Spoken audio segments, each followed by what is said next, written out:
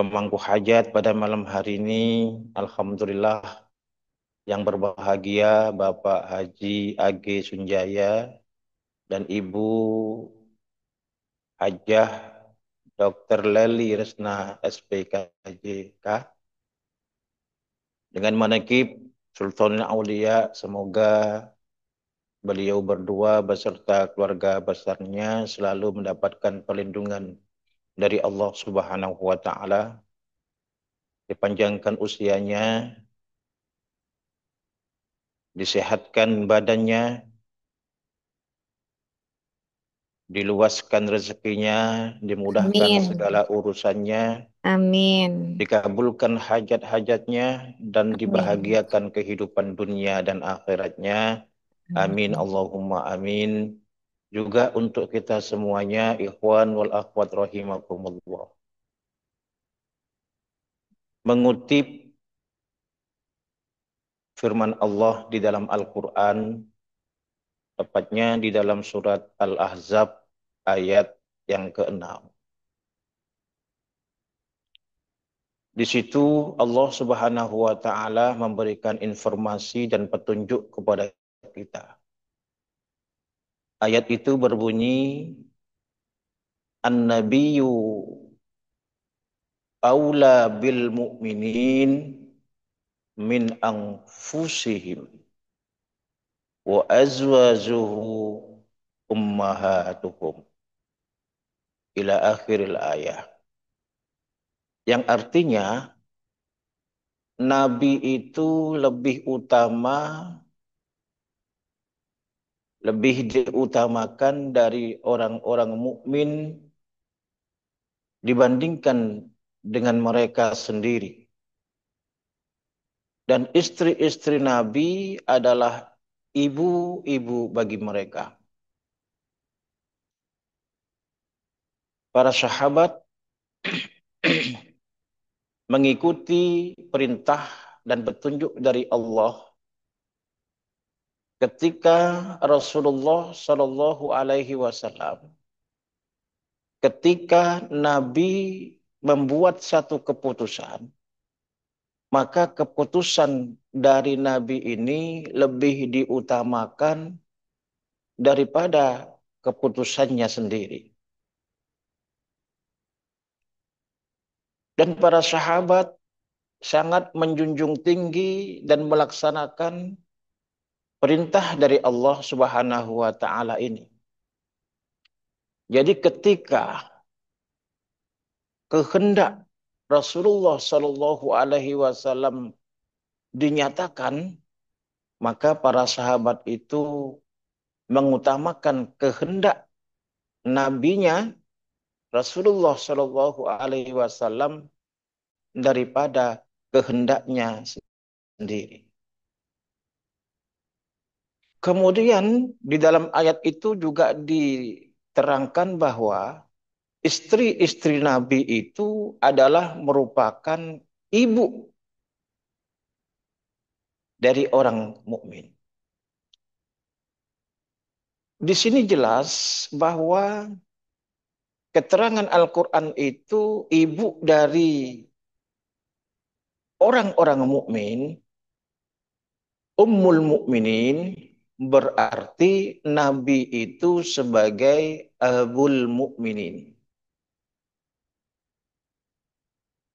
ayah dari orang-orang mukmin, dan istri-istri Nabi itu merupakan ibu dari orang-orang mukmin. Dari sini jelas bahwa yang disampaikan, yang dinyatakan sebagai ibu orang-orang mukmin ini tentu saja bukan ibu secara jasmaniyah, tetapi ibu secara ruhaniyah. Maka di sini jelas bahwa Rasulullah, Nabi itu adalah merupakan bapak ruhani kita, bapak ruh kita.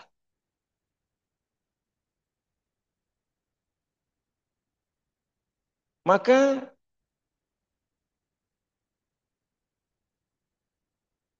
istri-istri Nabi, garwanya Nabi itu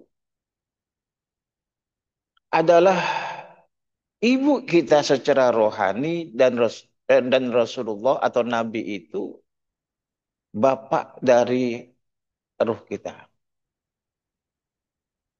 Ini berarti ada semacam keturunan. Kalau kita menyatakan mengambil dari Al-Quran bahwa Rasulullah atau Nabi itu adalah ayah rohani kita, berarti kita adalah merupakan anak-anak beliau. Para sahabat itu menjadi anak-anak beliau. Bukan anak secara durriyat, tetapi anak secara nuriyat. Bukan anak secara jasmani, tetapi anak secara nur cahaya. Ya. Kalau ibu-ibu kita yang melahirkan kita secara jasmani atau bapak kita sebagai bapak jasmani kita, kita tahu kapan kita lahir. Kalau kita ditanya kapan sampean lahir, tentu saja kita bisa menjawabnya. Saya lahir tanggal sekian, bulan sekian, tahun sekian. Lalu berapa umur Anda sekarang, umur sampean sekarang? Saya lahir tahun sekian, sekarang tahun sekian berarti usia saya sudah sekian. Kita tahu tentang kelahiran jasmani kita. Lalu pertanyaannya, ikhwan wal akhwat rahimakumullah, kapan kita kapan dalam perspektif tasawuf rohani kita lahir? Ini pertanyaan. Kapan rohani kita lahir? Kalau jasmani kita lahir, kita sudah tahu. Tetapi kapan rohani kita lahir dalam perspektif tasawuf, ini banyak yang nggak tahu. Imam Ibnu Qayyim Al-Jauziyah dalam kitabnya Madarijus Salikin mengatakan bahwa kelahiran itu ada dua. Ada yang disebut dengan kelahiran jasmani, ada yang disebut dengan kelahiran ruhani. Lalu bagaimana dengan yang disebut kelahiran ruhani? Ikhwan wal akhwat rahimakumullah. Di dalam kitab tersebut Imam Ibnu Qayyim Al-Jauziyah menyatakan bahwa ruhani kita lahir dalam perspektif tasawuf. Ruhani kita lahir apabila rohani kita terbebas dari cengkraman hawa nafsu kita. Jadi kalau ruh kita ini masih dicengkram oleh hawa nafsu kita, itu menunjukkan bahwa rohani kita belum lahir. Masih dicengkram, ditutupi oleh hawa nafsu. Masih banyak mencari kesenangan duniawi.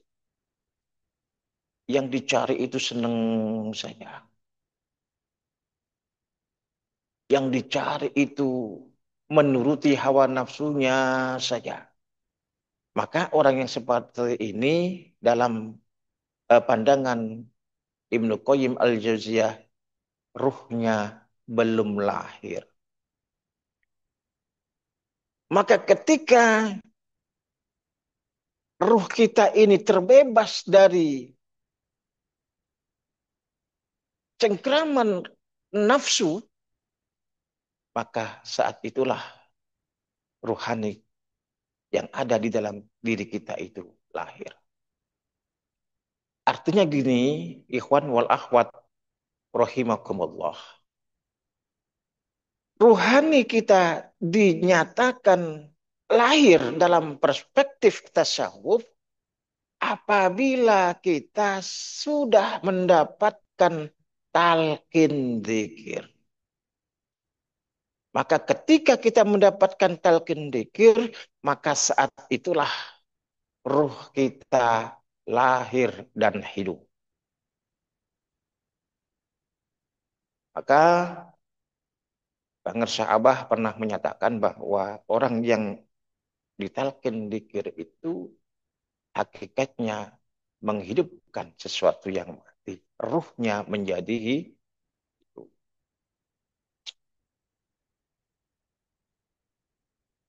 Oleh karena itu, ikhwan wal akhwat rahimakumullah. Hidupnya ruhani kita ini dengan talqin dzikir, maka akan semakin bersih ruhani kita manakala kita senantiasa terhubung berzikir kepada Allah Subhanahu wa taala. Beliau menyatakan bahwa Imam Ibnu Qayyim Al-Jauziyah menyatakan bahwa bentuk wajah daripada ruhani kita adalah persis seperti bentuk wajah kita secara jasmani, tapi berupa cahaya. Ya. Maka ketika kita zikir kepada Allah, memasukkan cahaya zikir itu ke dalam ruhani kita, maka ruhani kita semakin bercahaya. Oleh karena itu, ikhwan wal akhwat rahimakumullah, maka dengan terlahirnya rohani kita, mulai kapan kita ditalkin oleh Pangersah Abah lewat lesan wakil talkin manapun, itu berarti ruh kita sudah dilahirkan. Di dalam ayat yang lain, Allah Subhanahu wa taala berfirman, summa sawwahu wa nafakha fihi min ruhihi wa ja'ala lakum sam'a wal absara wal af'idah qalilan ma tashkurun. Kemudian Allah menyempurnakan dan meniupkan di dalamnya dari bagian ruhnya dan menjadikan untukmu pendengaran, penglihatan dan hati bagimu, tapi sedikit sekali yang mau bersyukur kepada Allah Subhanahu wa taala. Sangat sedikit sekali. Oleh karena itu, tidak banyak yang dipilih oleh Allah Subhanahu wa taala sebagai manusia yang memiliki kesadaran. Bukan kesadaran secara jasmani saja, tetapi juga kesadaran secara ruhani. Sangat sedikit di antara kita yang mampu menembus alam ruh di dalam perjalanan spiritual kita. Oleh karena itu, Allah Subhanahu wa taala menerangkan bahwa ketika ada yang menanyakan tentang ruh, maka Allah memerintahkan Nabi Muhammad untuk menjawab bahwa ruh itu adalah urusan Tuhan. Dan sangat sedikit sekali yang mengetahui kecuali orang-orang yang dikehendaki oleh Allah Subhanahu wa taala. Ikhwan wal akhwat rahimakumullah. Di dalam pengalaman orang-orang yang mengeksploitasi perjalanan rohaniyah ke alam arwah sesuai dengan apa yang ditulis oleh para ulama-ulama kita, bahwa di alam ruh itu banyak sekali roh yang berkentayangan yang memiliki kekuatan yang berbeda-beda. Jadi ternyata ruh kita itu memiliki kekuatan. Ada yang kekuatannya besar, ada yang kekuatannya kecil. Apabila di alam arwah nanti kita tidak ada pendamping, tidak ada guide, tidak memiliki guru, maka niscaya kekuatan roh kita yang kecil akan bisa saja dimakan, dijajah disiksa oleh ruh-ruh kotor yang memiliki kekuatan besar di dalam ruhaninya. Kita sangat bersyukur kepada Allah Subhanahu wa taala dipertemukan dengan Syekh Mursyid yang memiliki silsilah kemursidan yang jelas sampai kepada Rasulullah Shallallahu Alaihi Wasallam. Maka ketika kita nantinya di alam ruh, kita akan merasa tenang karena kita akan dibawa oleh guru kita bersama ahli silsilah bersama Rasulullah Shallallahu Alaihi Wasallam. Alhamdulillahilladzi faddalana ala katsirin min ibadihil mu'minin. Semoga Allah berkahi semuanya, segalanya, selamanya. Kurang lebihnya mohon maaf yang sebesar-besarnya. Wallahul muwafiq ila aqwamit thoriq. Wassalamualaikum warahmatullahi wabarakatuh.